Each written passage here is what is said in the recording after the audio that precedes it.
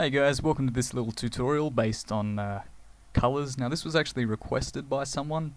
Can't remember his name though. It was something like, well, it was something legend. Anyways, I decided that I might go ahead and make this tutorial because I guarantee a few people will probably want to know this, and considering that the RSMV community is fairly dead at this point, I don't even edit with this anymore pretty much, so I'm going to go ahead and show you this effect that I've used in the past. Hopefully you guys enjoy it. Now, as you can see right here, we've got well, a modern RSMV. This is RSMVs in their prime. You can see the very evident cookie cutter right around here. We've got the big triangle in the center as to distract away from the actual clip itself. We've got the beautiful vibrant pink.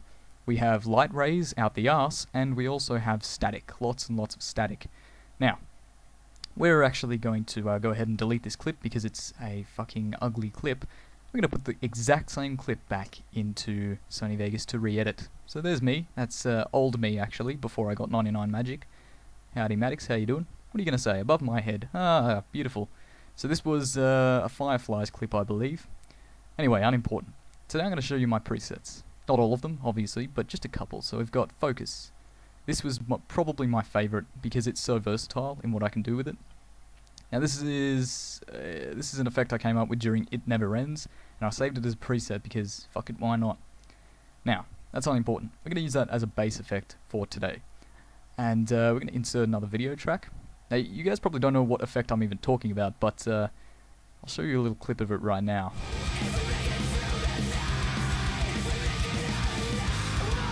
Yeah, so anyways, you're going to want a dodge track for this. Some people do overlay. I have no idea why. It looks just disgusting in an overlay track. So anyways, a lot of people actually go into RuneScape and they stand in one spot and they actually just film themselves with the camera spinning, and then they insert that into the dodge track, which looks retarded.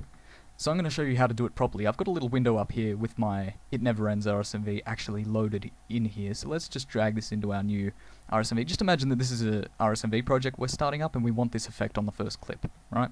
Easy to imagine. So we're going to ungroup this together because we don't want the audio. We can delete that, or we can just delete the track.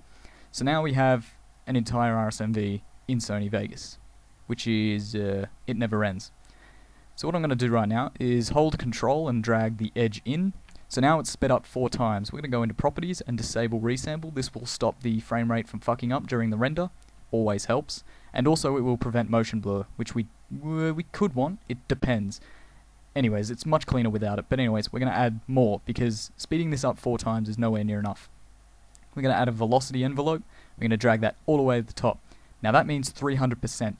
Don't know why it's 300, but 300 is the max you can do. So now this clip is sped up 12 times. That's the maximum you can speed it up without rendering and then speeding it up again. So now in the dodge track we have this entire RSMV sped up to a speed that could potentially break the sound barrier. So we're just going to go ahead and add a sideways Gaussian blur. Very easy to make, obviously. If you don't know how to make one, you just add a horizontal range up to 100. Looks good in my opinion. And there you go, you got color flashes everywhere. Now if it's a bit too intense, you can actually change the opacity of the clip by moving the velocity green line out the way and holding the top of the clip and dragging down a little bit. 80 is, you want it between 80 and 90 because in a dodge track, opacity of a clip isn't actually opacity, it's intensity, which is, for example, if I were to do a little side project here, let's just Control hold and move this clip over here for another test. So if I were to add brightness and contrast, just anyone. This is what I use for Minecraft, by the way. Just a little bit of trivia. Right, so if we have the basic brightness and contrast.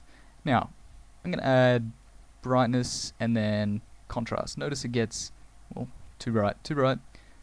Add more and more contrast. The colors get closer together, and there you go. This is a threshold, right? You can get this very same effect with a threshold. So that's what I'm talking about when it comes to intensity. That's what it looks like if you have too much. So you want that down a little bit to make it look a little bit better. So it blends with the clip. So there you go. Now you've got actual decent color flashing. And I don't know why people call them color streams. They're not streams. Idiots. But anyway, yeah.